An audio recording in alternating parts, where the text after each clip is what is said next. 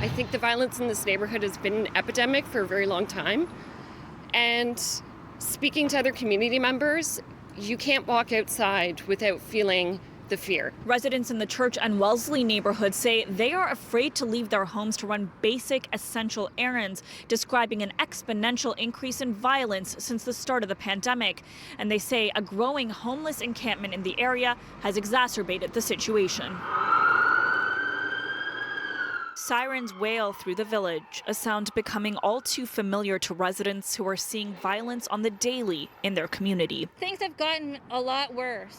I'm scared to leave my house. If I go to the store in general for anything, I have to text my mother before I leave and text her when I get home. I'm a 34-year-old woman. I don't need to be telling my mom every time I leave my apartment. Since the pandemic started, a large encampment at Barbara Hall Park has threatened the safety of the community.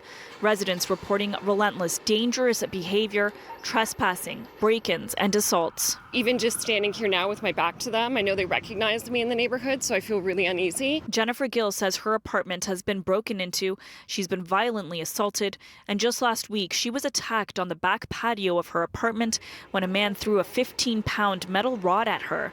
It missed her by just a few inches. I asked him to leave and he got extremely violent very fast. On Friday, the city tore the encampment down, but the tents are already back. I am concerned. Nobody should have to live in fear, especially when they're just going about their daily business. I understand that people want to see a city councillor response to mental health. They want the city councillor or the mayor to solve homelessness overnight.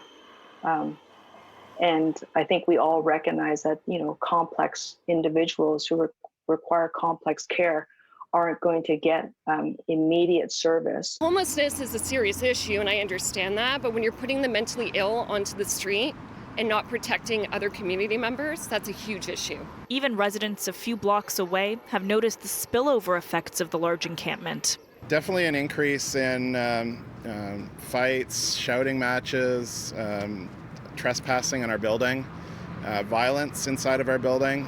They're getting in somehow. Data obtained from Toronto Police shows assaults fluctuating since January and an uptick in break-and-enters, which police tell us could be due to business owners closing down and being at an increased risk given reduced foot traffic and customer flow. Our whole building feels unsafe and uneasy to go out after dark. The city has been clearing out encampments after offering alternative housing to those living in them. They say they have been working tirelessly to ensure physical distancing in their shelter system, and today that became the standard after a group of advocates took the issue to court.